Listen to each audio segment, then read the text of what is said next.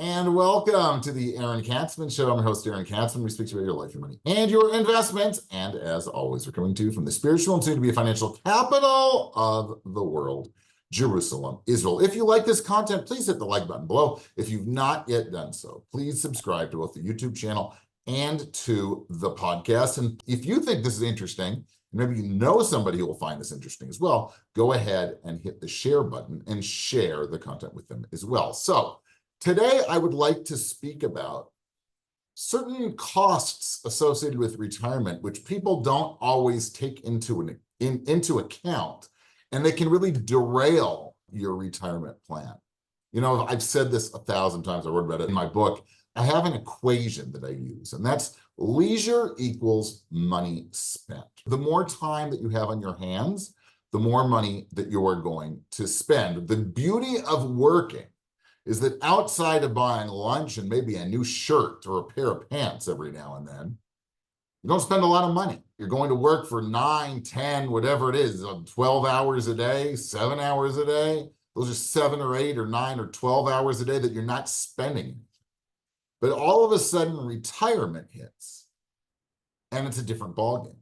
Now, where people really fall off is if you you Google and say, well, how much money do I need when I retire? They'll say, well, you need 70% or 75% of your pre-retirement income.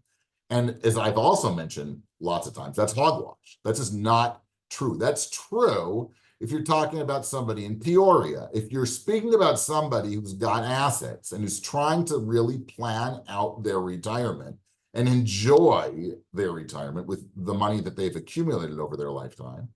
It could be that they actually spend the same amount or more in retirement than they were spending while they were working.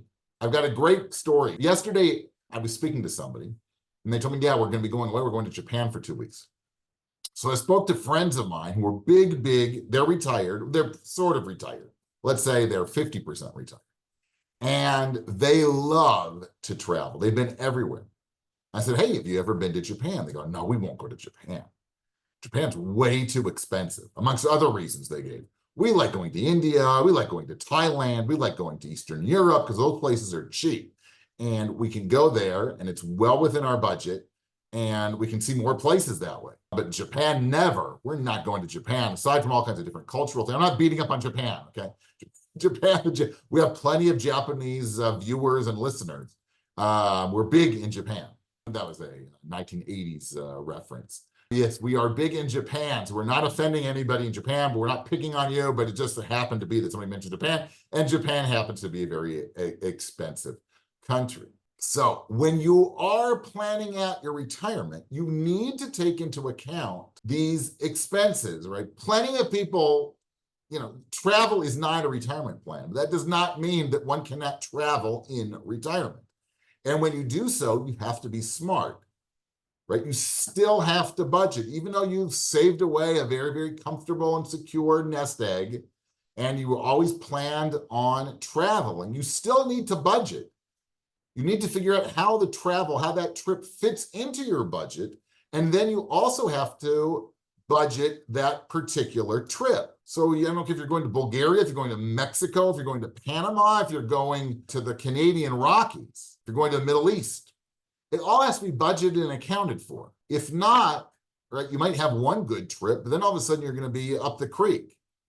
And you're going to have plenty of years left with which to have to fund your retirement. So it's really, really important that you sit down and continue budgeting, right? Budgeting is not something that happens when you turn in your bathroom key in your office, right? The day you say, I'm done, I quit, I'm retired, right? Budgeting just takes a different form. But it's still vitally, vitally important. And you can get way off by incorporating one-off expenses, which can blow or bust, those can be budget busting expenses, and you don't want that. So be smart, right? Enjoy your retirement, but retire based on what you can afford. And if you do want to do one big grandiose trip, that's great, but then realize that's going to come at the expense of something else you might want to do. And that's cool. You want to do it. You want to go to Australia. You want to go to Hawaii, whatever it is. Both places. Go for it.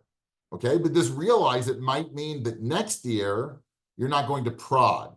or next year you're not going to go to Mount Rushmore, whatever it is. Okay, just be smart. Just like when you budgeted when you were 45 years old, it's the same thing. But you're not off the hook just because of retired.